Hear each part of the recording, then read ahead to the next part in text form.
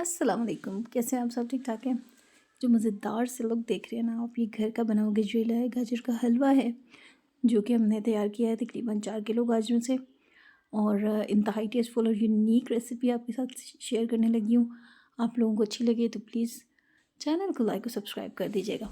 ठीक है जी, सबसे पहले जी हम लोग शुरू करते हैं गाजरों से। गाजरें जो है ना वो मैंने ले ली थी रॉ, छोटे साइज़ की थी, 2 टुकड़े कर लें।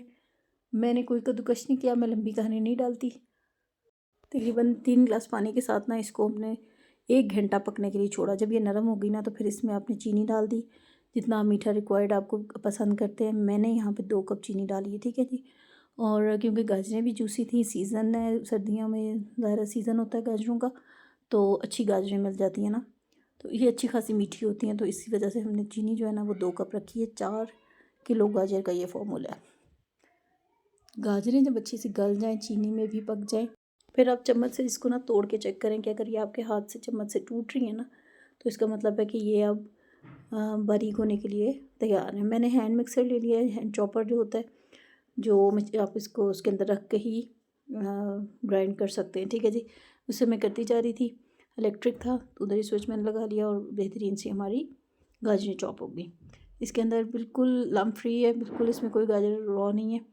और इंतहाई ज़बरदस्त किस्म की ये ग्राइंड कर देता है ना ये वाला जो चॉपर है, बहुत अच्छा इसका रिज़ल्ट है। ये आप किसी भी हांडी में रख के ना इसको कर सकते हैं, शोरबा है या हलीम वगैरह है, बहुत अच्छा उसको कर देता है। लेकिन ये कि चिकन वगैरह डालने से पहले आपने हलीम को करना है, क्योंकि फिर वो चिकन वगैरह भी बिल्कुल मिक्स एंड अप हो जाता है, तो वो दालों के लिए तो बेस्ट है, ठीक है। अच्छा जी, ये टिप्स एंड ट्रिक्स तो चलते रहेंगे। ये देखें, अब जब मैं इसको अच्छे से गला लिया था, इनको ग्राइंड कर लिया था, फिर मैंने इसमें तकरीबन 2 किलो दूध शामिल करके इसको पकाया था। और फिर दूध भी जब इसमें अच्छा सा मिक्स हो गया, अच्छा से इसमें दूध भी अच्छा सा अब्जॉर्ब हो जाए ना, फिर उसके बाद हम इसको घी की तरफ और खोए की तरफ लेके जाएंगे, ठीक है जी।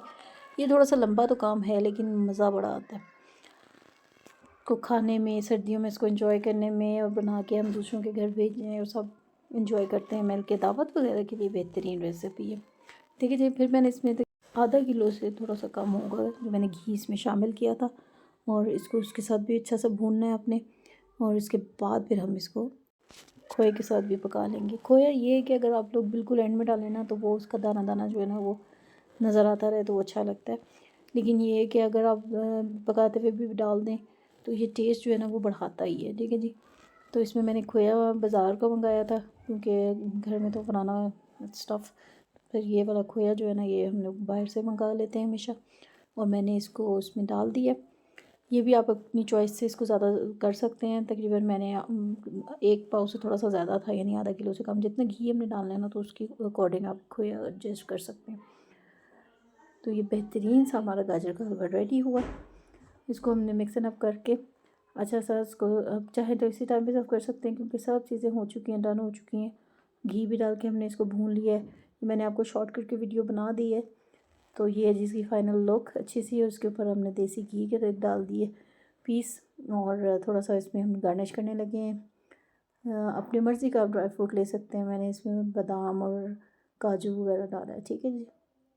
आई होप कि आपको ये रेसिपी अच्छी लगी होगी। रेसिपी अच्छी लगी हो तो please cook and Sadaf style को सब्सक्राइब करके जाइएगा।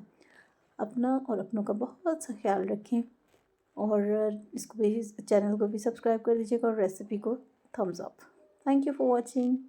अल्लाह हाफिज़।